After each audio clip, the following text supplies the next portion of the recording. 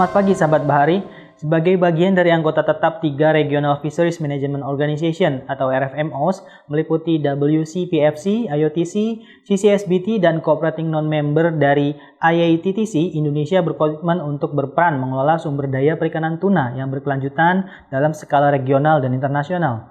Dengan menjadi anggota RFMO, Indonesia memiliki posisi tawar yang lebih baik dalam pengelolaan dan pemanfaatan tuna untuk perekonomian Indonesia.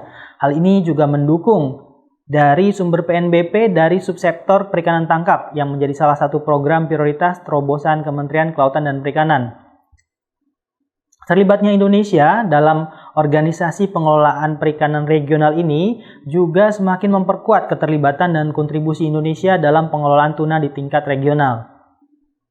Lalu bagaimana profil keanggotaan Indonesia di RFMO, apa saja spesies yang dikelola RFMO, serta gambaran dan status kondisi pemanfaatan tuna di Indonesia dan wilayah RFMO saat ini, kita akan bergabung dengan Bapak Dr. Insinyur Tony Ruhimat MSc, dosen Politeknik AUP dalam Learning Session Jumat ini bersama saya, Leonaldi Indra.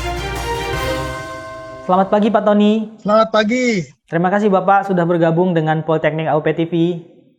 Sebagaimana sudah disampaikan di pendahuluan tadi, Bapak mungkin bisa dijelaskan apa saja yang melatar belakangi pembentukan RFMO, serta status keanggotaan terkini Indonesia di RFMO. Kami persilahkan Bapak. Baik Mas Aldi, terima kasih. Bapak, Ibu sekalian yang saya hormati, para taruna dan para pemirsa yang saya banggakan. Kali ini saya akan berbicara tentang tata kelola tuna di RFMO. Nah, saya share screen dulu ya.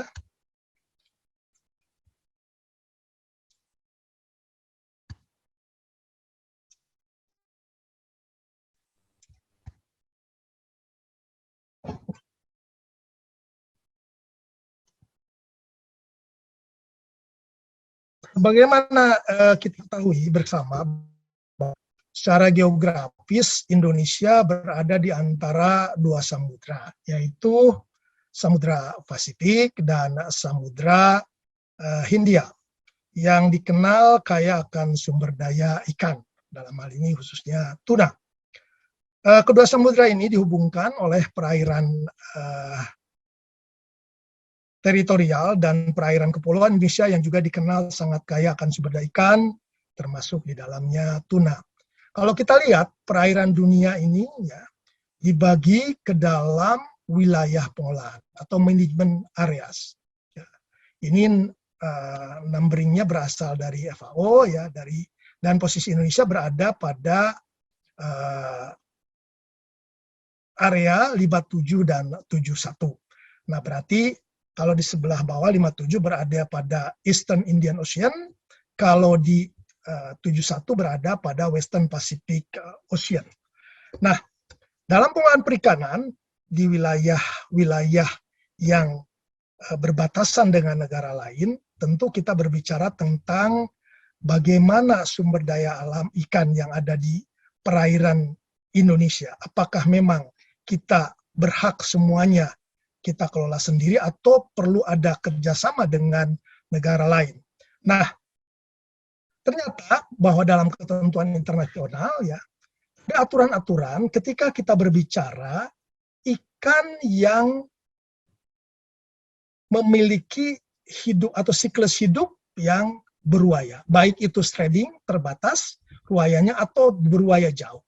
Nah, tentunya kalau kita mau memanfaatkan ikan-ikan tersebut harus diingat bahwa ikan ini ya bukan hanya dimiliki oleh atau hidup di perairan Indonesia, tetapi dia pun akan beruaya ke daerah-daerah lain ataupun ke negara lain di seputaran area yang tadi saya sebutkan, ada 57 dan 71 di area-area tersebut ya, ataupun ke area lainnya.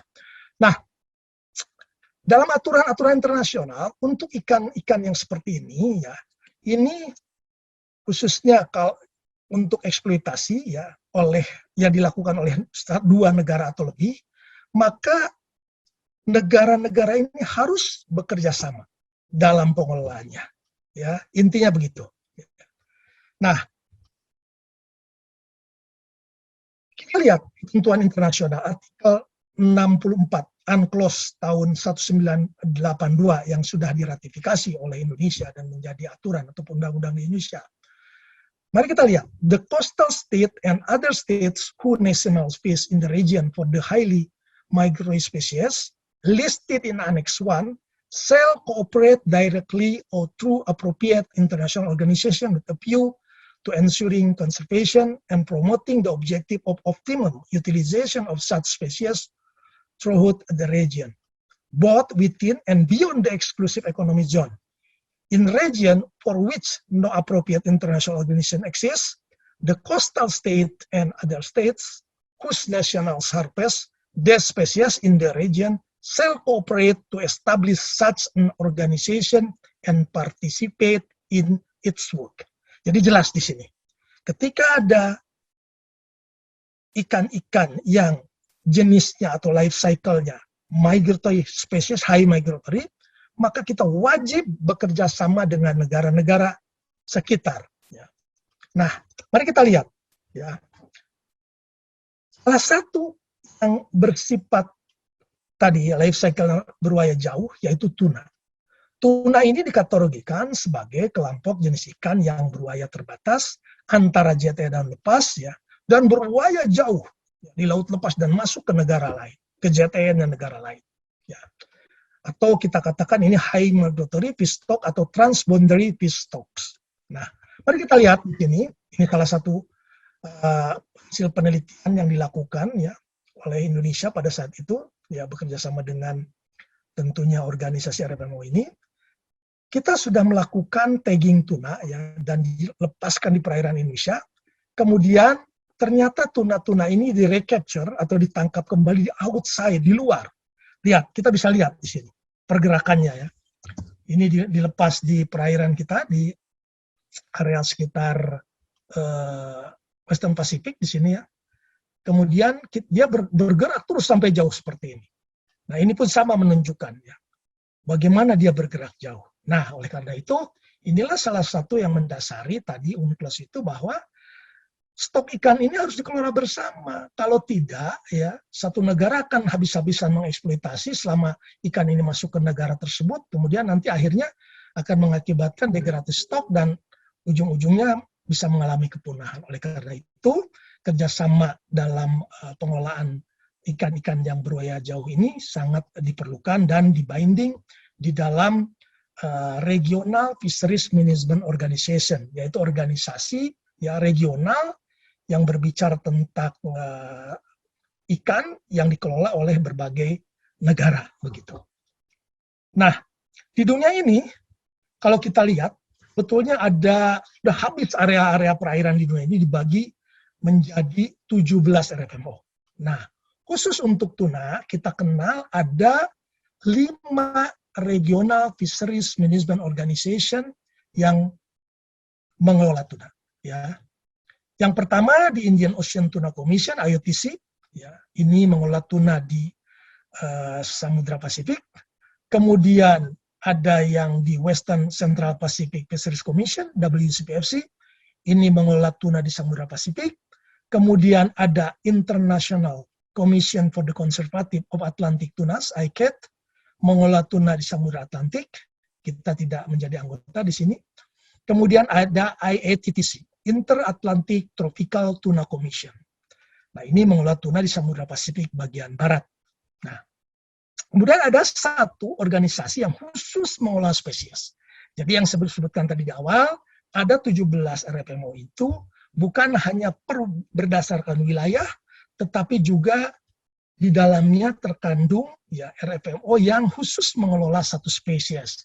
Kenapa ada satu spesies? Karena ini dengan pertimbangan tertentu ya. Seperti Southern Bluefin tuna, ini harganya mahal, kemudian ketersediaan stoknya juga tidak sebanyak jenis tuna yang lain, maka dibuatlah ataupun dibentuklah RFMO yang khusus mengelola jenis-jenis tertentu. Nah, kita di sini menjadi anggota untuk Southern Bluefin tuna. Ya. Nah, jadi saat ini kita sudah menjadi anggota di WCFC penuh, kemudian juga di IATC, kemudian juga di CCSBT. Sedangkan untuk IATTC kita menjadi contracting non-member. Ya, jadi bukan anggota tetap. Ya. Kenapa demikian? Karena di IATTC dengan WCPC ada area yang bersinggungan, ya interseksi, intersection-nya di sini. Nah, beberapa tahun yang lalu sampai 2014 ada kapal-kapal berbendera Indonesia, ya izin dari Indonesia, yang beroperasi di areal sini. Makanya kita tetap harus menjadi ataupun paling sedikit menjadi contracting member. Kenapa demikian? Karena, nah ini nanti akan saya jelaskan. Ini kenapa demikian? Sebentar, saya lewati dulu. Ya, oke, nggak apa-apa. Saya balik lagi. Sebelum saya nanti ke sana, saya jelaskan dulu. Nah, ini convention area untuk pengolahan tuna. Jadi, Bapak dan Ibu sekalian saya hormati, para taruna dan hadirin, area konvensi itu tidak hanya di laut lepas, tetapi juga pada zona ekonomi eksklusif di masing-masing negara. Karena tadi sifat ruayanya itu. Kemudian bagaimana dengan tuna-tuna yang ada di dalam perairan kepulauan ataupun di teritorial area? Walaupun dia ada di perairan kepulauan, tetap saja dia kalau untuk perdagangan ya internasional, ekspor dan sebagainya, kemudian harus mengikuti kaidah-kaidah ataupun inline dengan resolusi-resolusi yang dihasilkan oleh RFMO. Ya. Nah, bagaimana posisi kita di Indonesia di RFMO ini? Nah, tadi sudah saya sebutkan kita menjadi 3 anggota di 3 RFMO dan plus 1 di menjadi contracting member di IATTC. Nah, kita lihat di sini kita menjadi anggota pada tahun 2007 untuk Indian Ocean Tuna Commission, IATTC. Ya, ini kita sudah ratifikasi konvensinya melalui Perpres di tahun 2007. Nah, untuk IATTC ini anggotanya ada 31 negara. Ini bisa disebutkan di sini Australia dan seterusnya. Ya. Kemudian ada anggota yang tidak penuh, cooperating non-member, ya contracting parties, 3 negara. Ini ada Bangladesh, kemudian ada Liberia, Senegal. Kemudian kita pun menjadi anggota penuh untuk Commission for the Conservation of Southern Looking Tuna atau CCSBT. Nah, keanggotaannya kita meratifikasi melalui Perpres tahun 2007. Negara anggotanya ada 8, yaitu Australia, kemudian Uni Eropa, ya, ada Taiwan, Jepang, kemudian Korea, New Zealand, dan South Africa. Sebelumnya ada contracting member, ada Filipina, tapi saat ini sudah tidak aktif kembali sehingga tidak dimasukkan ke dalam list contracting member. Nah, kemudian untuk West Central Pacific Fisheries Commission, WCPFC, kita ke anggota penuh, ya. Ini ratifikasinya melalui Perpres tahun 2013, anggotanya ada 26 negara. Dari mulai Australia, kemudian ada participating territories, ada 7 ya, teritori. Dan mulai American Samoa, dan seterusnya. Kemudian ada anggota tidak penuh, ya. Ada Ekuador, dan seterusnya. Ini 7 negara. Kemudian kita menjadi ya cooperating non-member, CNM untuk IATTC. Non-membernya ada 4 negara, ya. Negara anggota tetapnya 21 negara, sedangkan cooperating non-membernya itu adalah 4 negara, termasuk di dalamnya Indonesia. Dan status ini harus diperbarui setiap tahun. Jadi kalau ada pertemuan annual meeting, kita harus hadir. Kalau tidak, bisa-bisa kita didepak. Ini penting sekali bagi kita, nanti ketika ke depan kita akan memanfaatkan tuna-tuna yang ada di area IATTC atau ya ini yang di area di sini. Nah, apa saja sebetulnya spesies yang dikelola oleh RFMO ini? Ya, pertama adalah tropical tuna, grup tropical tuna. Ya, ini ada yellowfin tuna, ya. Kemudian ada big eye, ada skipjack, dan ada temperate tunas untuk albacore. Ya, kemudian southern bluefin tuna. Kemudian ada Pacific bluefin tuna. Ya. Ini di mana saja dikelola. Ini yang dicontreng ini berarti ada di sana. Nah, kalau untuk CCSBT, ini areanya karena ada di Samudra Hindia, ini juga berkaitan dengan Indian Ocean Tuna Commission, dan ini hanya dikelola oleh CCSBT. Kemudian ada billfish, ada swordfish, black marlin, kemudian blue marlin, strip marlin, Indo-Pacific sailfish. Kemudian ada neritic tuna, ya, ada longtail tuna, kemudian ada frigate tuna, kemudian ada balet tuna. Kemudian ada kawa-kawa, dan untuk sirfish, narrow bear Spanish mackerel, dan Indo-Pacific king mackerel. Nah, kemudian ada juga non-targeted, dan ini termasuk juga associated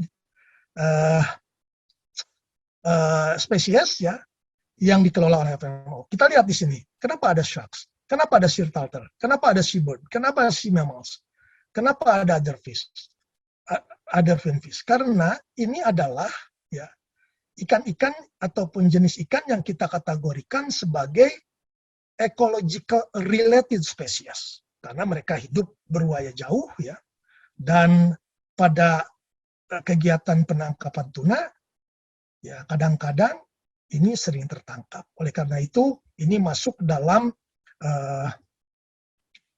pengelolaan yang dilakukan oleh RFMO. Nah, apa yang mendasari hukum kita menjadi anggota ya? Harus menjadi anggota. Nah, saya tadi sudah sampaikan ada UNCLOS ya, ratifikasinya kita lakukan di tahun 85, kemudian ada UNIA, ini kita juga ratifikasi ya. Kalau kita lihat di sini menekankan bahwa pemanfaatan dan konservasi tuna di wilayah JLT dan laut lepas harus dilakukan melalui kerjasama internasional. Ini poinnya. Kemudian untuk UNIA, negara jenisnya sebagaimana diatur oleh resolusi atau CMM RFMO. Ini poinnya. Jadi kalau bukan negara RFMO, anggota RFMO, tidak bisa kita menangkap tuna. Ya. Sekurang-kurangnya CNM, Contracting Non-Member. Apa beda anggota penuh dengan CNM, Contracting Non-Member, atau Participatory? Itu bedanya adalah kalau anggota itu nanti mereka yang mengatur. Anggota-anggota ini yang melakukan sidang dan sebagainya, punya hak suara. Sementara contracting member tidak punya suara. Dan itu diatur oleh anggota-anggota, ya, yang anggota tetap tadi, anggota penuh tadi. Kemudian kalau anggota penuh memang harus berkontribusi, ada iuran, ya, setiap tahun harus dibayarkan oleh masing-masing negara anggota. Sementara untuk contracting member tidak ada. Tapi kembali saya katakan bahwa dia tidak membayar, tetapi si contracting non-member ini diatur semuanya. Anda nangkap segini dan sebagainya. Ya, dengan kewajiban-kewajiban yang ditentukan oleh para anggota. Ya. Kemudian Undang-Undang Perikanan juga menggarisbawahi, lihat nih, agar Indonesia berpartisipasi aktif pada kerjasama internasional, termasuk RFMO. Nah, tadi sudah ada dasar-dasarnya ya. Kemudian juga kita bicara tentang CCRF, Code of Conduct for Responsible Fisheries. Ya. Kemudian juga kita punya aturan-aturan pelaksana. Inilah yang menjadi dasar hukum kita untuk melaksanakan kegiatan-kegiatan dalam penangkapan tuna, baik itu di laut teritorial, ZEE, atau di laut lepas. Nah, bagaimana kalau Indonesia tidak menjadi anggota RFMO? Nah, ini yang repot. Pertama, karena kita sudah meratifikasi, ya tadi UNIA sudah meratifikasi UNCLOS, ya.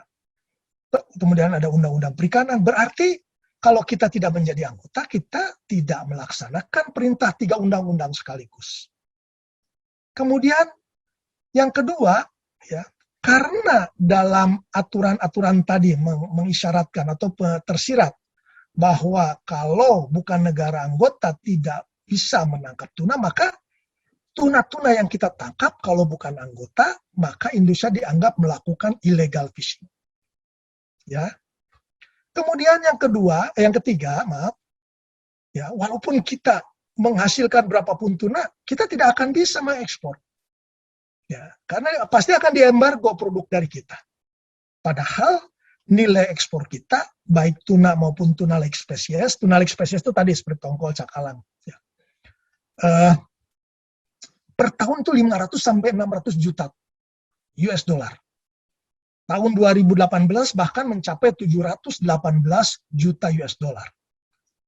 Besar ya untuk kontribusinya terhadap devisa negara. Ya. Dan satu hal lagi bahwa Indonesia sekarang menjadi produsen tuna terbesar di dunia untuk tuna dan tuna like species. Ya. Dari data yang ada sejak tahun 2009, 2010 sampai 2016, produksi kita tuh berkisar antara 1,1 sampai 1,4 juta. Ini yang diekspor, tapi tadi yang produksi yang dimakan, dikonsumsi dalam negeri. Nah, sedangkan produksi dunia saja berkisar antara 6,4 sampai 6,6 juta ton per tahun. Artinya, kontribusi Indonesia terhadap produksi dunia itu kurang lebih 16%. Ya, 16%. Sampai ke 18%.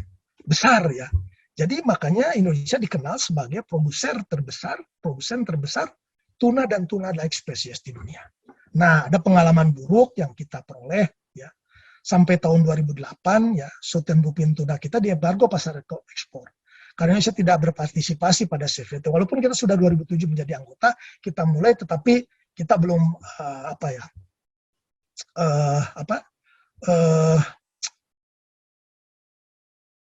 mengikuti resolusi yang ada dihasilkan, misalkan terkait dengan kuota dan sebagainya.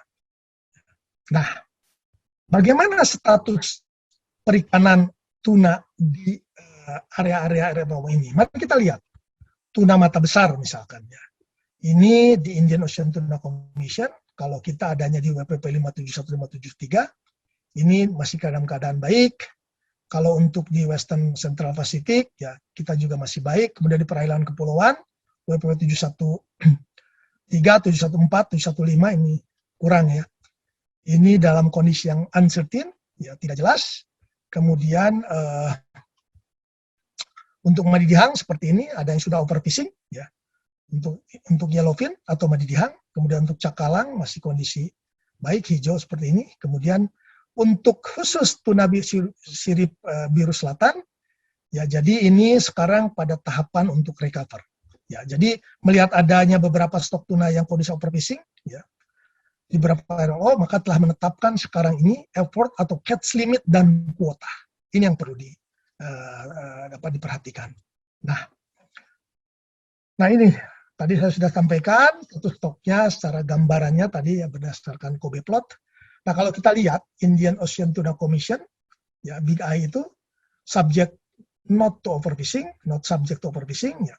Jadi produksinya ini tahun 2016 ya salah satu contoh saja, maaf. 86.000, MHY-nya adalah 104.000 ton. Nah, dari mana angka ini diperoleh?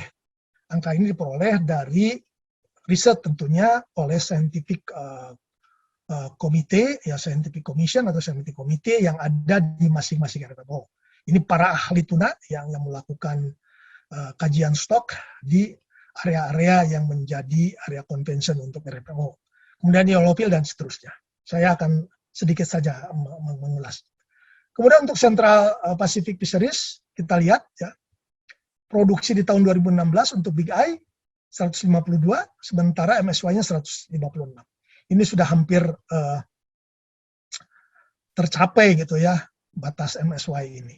Kemudian yellowfin, ya, seperti ini. Mari kita lihat mana yang sudah overfish ya. Tadi sudah disampaikan, nah ini dia. Ini hampir ya, hampir. Tapi ada yang masih uncertain ya tadi. Kemudian bagaimana dengan CCSBT? CCSBT, nah lihat, produksi di tahun 2016, 14, dan MSY-nya 33.000 ton. Ya.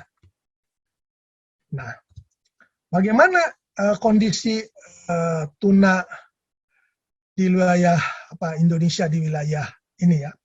Berapa gitu produksi kita dan berapa nelayan? Salah satu contohnya di sini. Rata-rata produksi kita 184.000, jumlah nelayan yang terlibat di sini ada 6.400, ini yang terdaftar di IUTC, dan seterusnya. Ya. Nah ini peluang pemanfaatannya masih cukup ada ya, besar ya. Jadi kita masih punya peluang untuk memanfaatkan di IUTC ini. Kemudian untuk perairan kepulauan kita rata-rata produksi berapa ya? Jumlah nelayannya kita ada 752.000 ya. Kemudian yang tercatat berapa ukurannya, kapal ukuran berapa, di sini terdapat juga. Kemudian di WCFC jumlah produksinya berapa, di sini bisa dilihat. Dan total rata-rata produksi kita di tahun 2015 sampai 2016 itu 576. Ini hanya tuna saja, tapi tuna like spesiesnya tadi yang saya katakan 1,1 sampai 1,4 juta itu bukan hanya tuna tok, tetapi tuna like spesies. Nah, kemudian ini di SBT ya kita memperoleh kuota berapa sih? Kita memperoleh kuota 750.000 ya kilogram di tahun 2008. Dan terus menurun karena ini juga sejalan dengan penurunan stok di alam ya. Kemudian pada tahun 2017 ya kuota kita meningkat ya. Kemudian di tahun 2018 meningkat kita menjadi 1023. Ini carry forward dari sini. Jadi begini ya, aturannya kalau sudah mendapatkan kuota, ketika kita diberi kuota dan kita menangkap lebih, ya, maka kita mengalami over kuota. Kalau mengalami over kuota, apa yang akan dikenakan sanksi oleh organisasi, ya, RFMO? Ada dua. Yang pertama adalah denda berupa uang dengan kelebihan berapa kilo, ya. Kemudian kita dihitung dendanya berapa. Tapi ini kita tidak buka mekanisme ini. Yang kedua, mengurangi kuotanya kuota tangkapannya di tahun berikutnya. Mari kita lihat contohnya ya. Nah ini ya. Jadi kalau kurang kita ditambahkan, tapi kalau lebih kita dikurangi over kuotanya. Nah, jadi ada yang namanya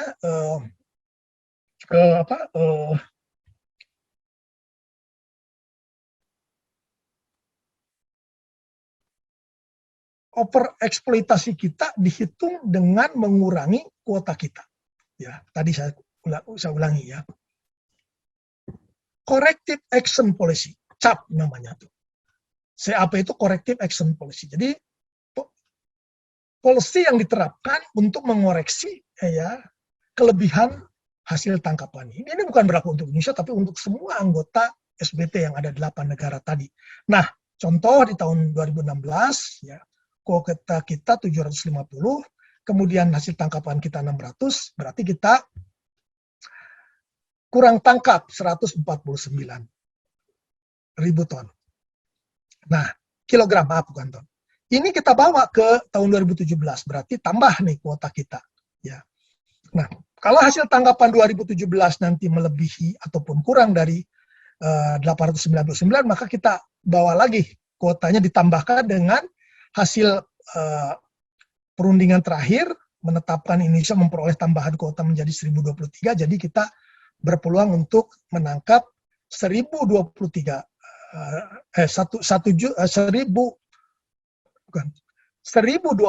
ton ya plus kekurangan tangkap seperti itu. Jadi mekanismenya. Tapi bagaimana dengan ini yang kelebihan, kok kita tidak dikurangi? Nah, sampai tahun 2014, kita berargumen pada saat itu bahwa kita banyak kapal-kapal, ya artisana, kapal-kapal kecil yang tidak sengaja menangkap karena memang ada salah satu jalur migrasi katanya di Indonesia yang berdasarkan hasil penelitian, ya ada area di Indonesia tempat spawning ground. Jadi belum sampai ke JTE jauh pun kita sudah tidak sengaja tertangkap SBT. Makanya pada saat itu kita masih diberikan dispensasi untuk tidak dikenakan corrective action policy. Baik, nah tentunya dengan menjadi anggota RFM itu ada konsekuensi yang harus kita kerjakan. Yang pertama tentu tadi harus ada iuran tahunan. Ya. Kemudian yang kedua ada tindakan pengolahan. Apa yang harus dilakukan? Ya. Kita harus mengikuti kaidah-kaidah resolusi-resolusi yang dihasilkan bersama oleh negara-negara anggota pada setiap pertemuan. Ini dibahas tentu semangatnya kerjasama ya. Kalau sudah mepet ataupun sudah buntu, baru diadakan voting. Tapi ini sangat dihindari, biasanya musyawarah. Kalau tidak bisa diputuskan, maka dibawa ke pertemuan di tahun berikutnya. Nah, ini ada resolusi ya, bahwa misalkan di ITC nomor 17 tahun 2001 ini ya. Jadi ini harus melakukan beberapa hal. Setiap negara harus mengurangi hasil tangkapan ya, tahun 2017-2019 seperti berikut di sini. Persen dikurangi, kemudian gillnet dikurangi, long line dikurangi, dan other gas dikurangi. Ini resolusinya. Kemudian yang lainnya, nah, berdasarkan global total allowable catch atau jumlah tangkap yang dibolehkan untuk yellowfin, BI dan albacore, maka seperti ini angkanya di 2015 ini. Ada yellowfin berapa, big eye berapa, albacore berapa. Nah, kemudian untuk cakalang, maksimal dalam 1 tahun harus 900.000. Jadi tidak boleh, ini namanya catch limit. Ya, limitnya semua anggota, semua negara itu maksimal menangkap kalau dijumlahkan seperti ini. Ya. Nah, mari kita lihat ya, seperti apa sebetulnya estimasi reduksi hasil tangkapan ini. Mari kita lihat persen. Ya. Annual catch report-nya di tahun 2014 misalkan 14.582 ton. Ya. Reduksinya 15%, berapa ton? Jadi di tahun 2017 sampai 2019, tangkapan yang dibolehkan hanya sekitar 12.395,7 ton. Ya. Kemudian untuk tuna long lain dan seterusnya. Ya, alat-alat tangkap lainnya. Nah, kemudian bagaimana untuk di WCPFC? Ini pun sama. Ya, kaidah-kaidah yang dihasilkan ataupun resolusi-resolusi yang dihasilkan, ini juga harus diikuti oleh semua negara. Nah, misalkan untuk CMN, Conservation and Management Measures di tahun 2017, untuk mata ikan tuna mata besar, BGI, kemudian yellowfin dan skipjack. Ya. Nah, ini ada keuntungan dari kita. Indonesia dapat menambah kapal persen di laut lepas Samudra Pasifik. Ya. Yang ukurannya lebih dari 24 meter, ya, LOE-nya. Kemudian juga Indonesia dapat menambah kapal long line ya, di laut lepas Samudra Pasifik. Nah, sampai saat ini memang kita sudah beberapa tahun, sejak tahun 2015, hampir tidak ada kapal-kapal kita yang beroperasi di laut lepas. Jadi kita masih diberi kesempatan untuk memanfaatkan yang ada di laut lepas. Sayang kalau tidak dimanfaatkan ya. Kalau tidak ya negara lain yang memanfaatkan. Nah, ini kita pun dapat limit ya untuk Big Eye. Ini tahun 2014 diberi 5.889 ton dan terus sampai 2017, 2018, 2019. Perhatikan negara lain mengalami penurunan. Perhatikan Jepang pun mengalami penurunan, Republik Korea mengalami penurunan, Cina mengalami penurunan, USA juga mengalami penurunan, tapi Indonesia tidak. Kenapa? Karena memang Indonesia hasil tangkapan sampai 2014, 2015 itu berdasarkan sejarah tangkapan, historical produksi kita more or less 4.000 lah, sampai mendekati 5.000. Tapi dengan adanya pelarangan waktu itu ya, kapal-kapal eks asing yang beroperasi di laut lepas, kemudian akhirnya produksi tangkapan kita menurun. Di tahun 2015, 2016, dan 2017, kalau tidak salah, ini kisaran tangkapannya hanya sekitar 10, 13, bahkan 8 ton per tahun. Jadi sebetulnya kita punya peluang besar untuk memanfaatkan ini.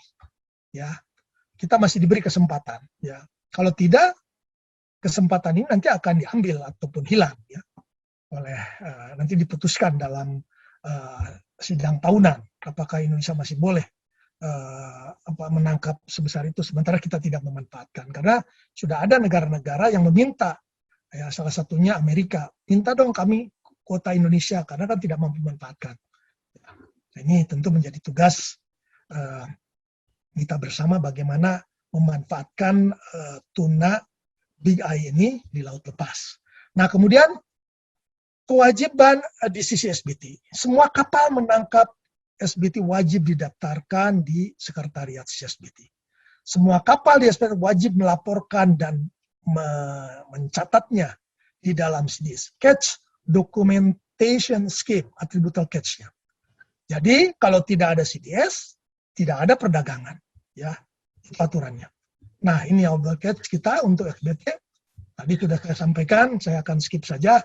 Ini hanya bicara tentang Indonesia. Jadi seluruh tangkapan tuna sirip biru wajib dilaporkan oleh negara anggota karena termasuk dalam attributable catch.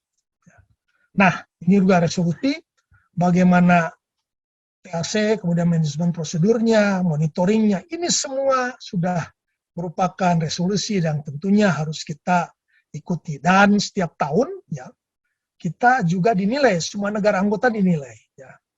Bagaimana kepatuhan terhadap aturan-aturan. Nanti ada poinnya, apakah dapat 70, 80, ya.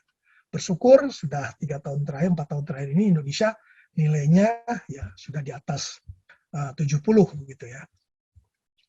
Nah, ini salah satu contoh tuna yang ditangkap lebih besar, tuna seperti ini ya, kapalnya kecil tapi tunanya besar.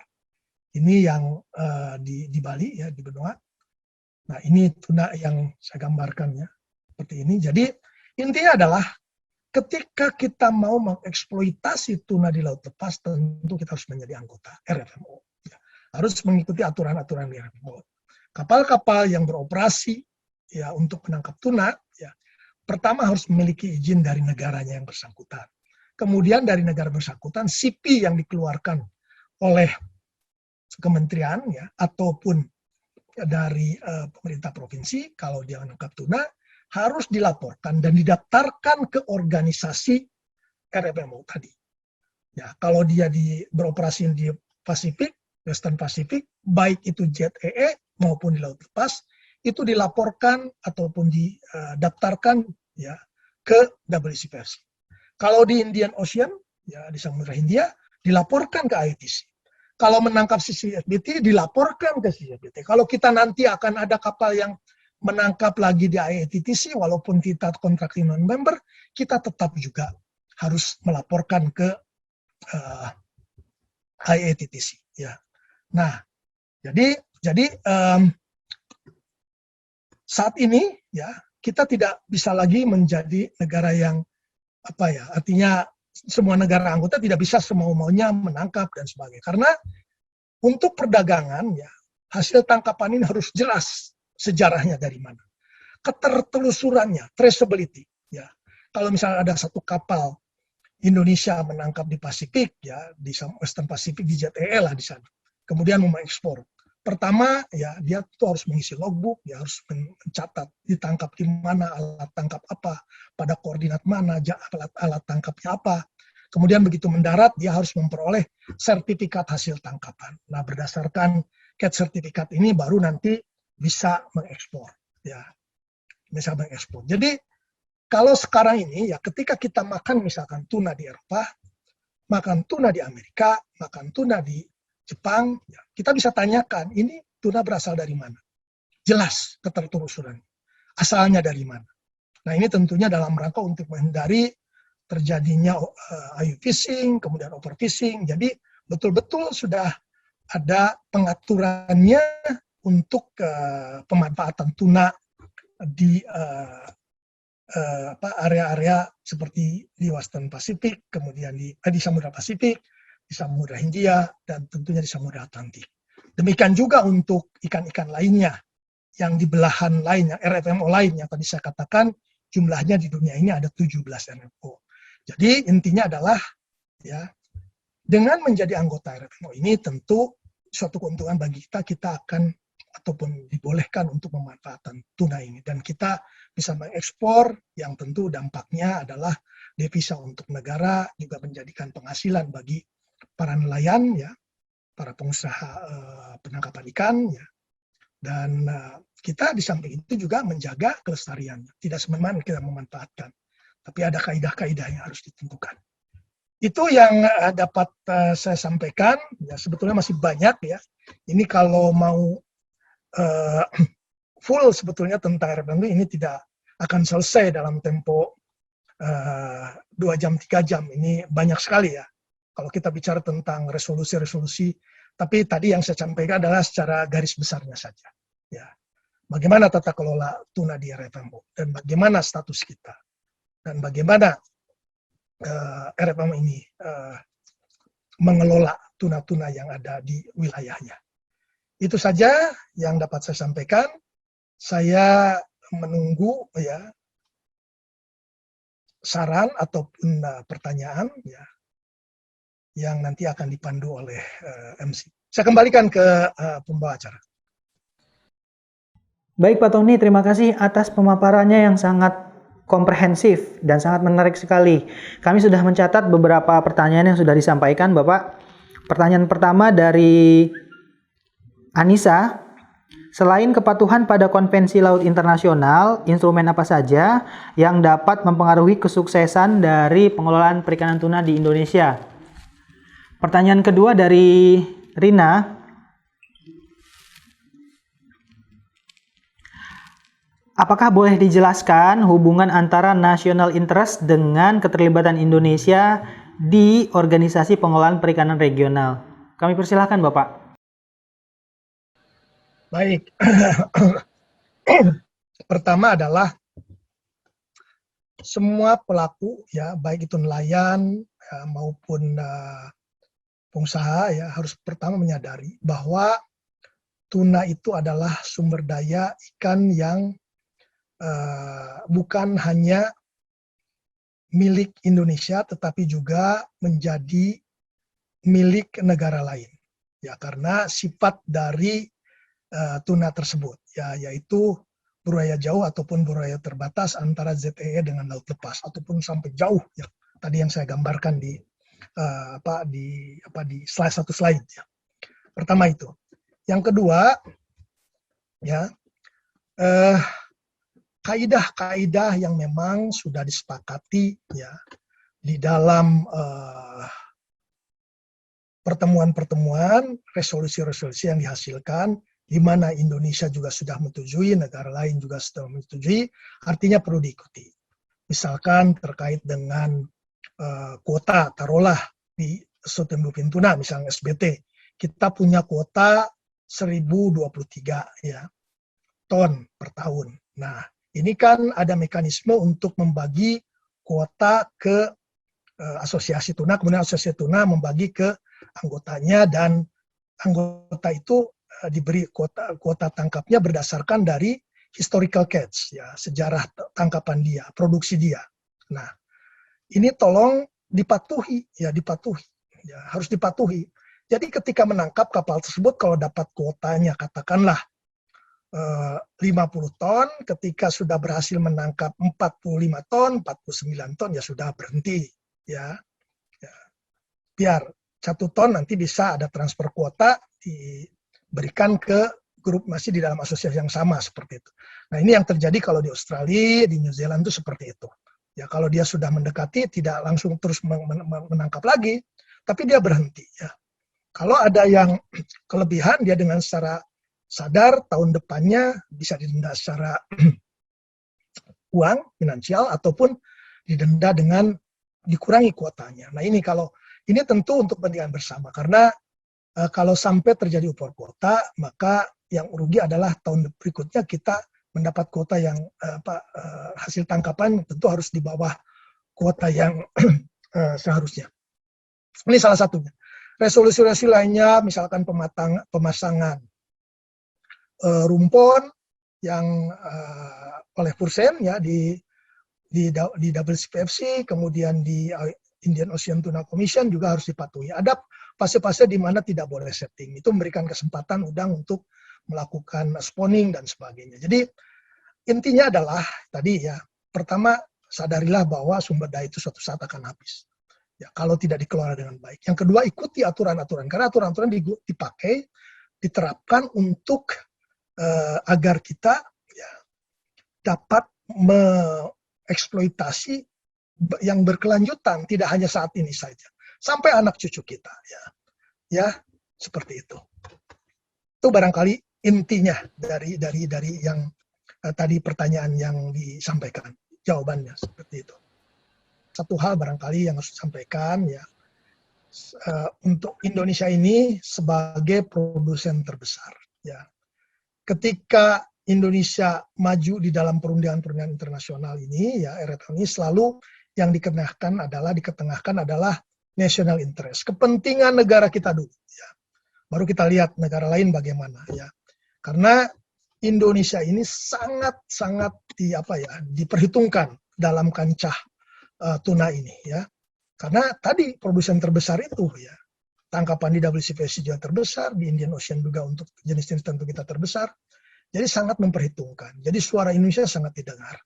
Nah, oleh karena itu ya, dengan peranan sedemikian supaya Indonesia itu tentunya kita yang di dalam negeri, yang para pelaku ya penangkapan juga tentu harus ya bersama-sama lah dengan pembuat kebijakan untuk mematuhi semua kaidah-kaidah ataupun resolusi-resolusi yang sudah dihasilkan bersama, di mana Indonesia juga menyetujuinya. Itu. Baik, terima kasih untuk Mas Aldi yang telah memfasilitasi yang menjadi host untuk acara ini, ya MC juga, dan terima kasih pada Bapak Ibu, para taruna, hadirin yang telah mengikuti ya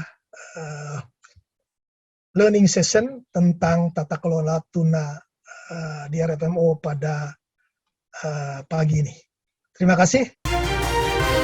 Sahabat Bahari, jawaban Bapak Tony atas pertanyaan tadi sekaligus menutup perjumpaan kita dalam learning session Jumat ini. Pak Tony, terima kasih atas kesediaannya telah bergabung bersama kami. Saya Renald Indra mewakili tim yang bertugas pagi ini mengucapkan terima kasih atas kebersamaan sahabat Bahari. Saksikan terus learning session Politeknik AUP dan salam AUPW.